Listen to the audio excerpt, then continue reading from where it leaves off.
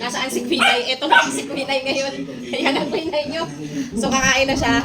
Tingnan nyo paano siya kumain. So ito yung pagkain nila.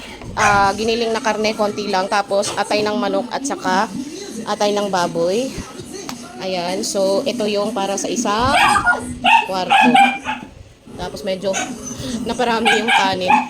Kulang ng sabaw. Kasi mas binigay ko yung sabaw doon sa dalawang nanganak. So this time around, makikita nyo kung paano kumain si Quinay. Ang dami na yun.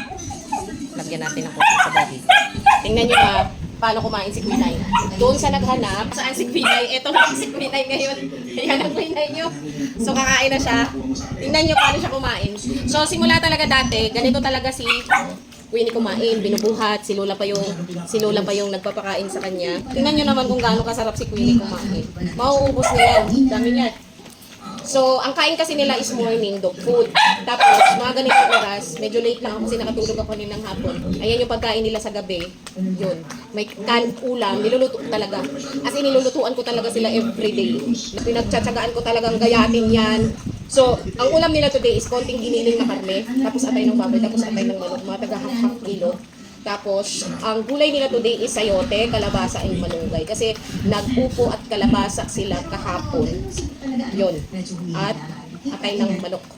Tingnan nyo kung gaano masarap si Queenie kumain, di ba? Oh. Paano hindi siya lalaki? Mas malaki pa siya kay Snow, mas malaki pa siya kay Precious. Oh. Halos hahabol siya ng katawan kay Drogo. Ganyan siya kalakas kumain. At manghihingi pa yan, kaso lang hindi ko na siya dadagdagan kasi sobrang dami na nun. As in, ang dami nun.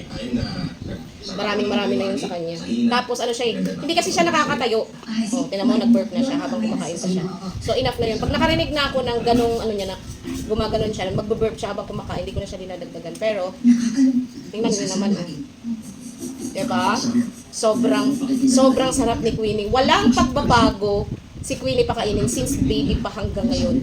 Kailan sila pinanganak? July, August, September, October, November, December, January. So January 9. So 6 months na siya na January 9. Mula noon hanggang ngayon, masarap talaga siya pakainin. Sarap, mami? Sarap luto ni mami, anak? Ubus, mami, ubus, mami, ang binigay. Ubus ang binigay ni mami?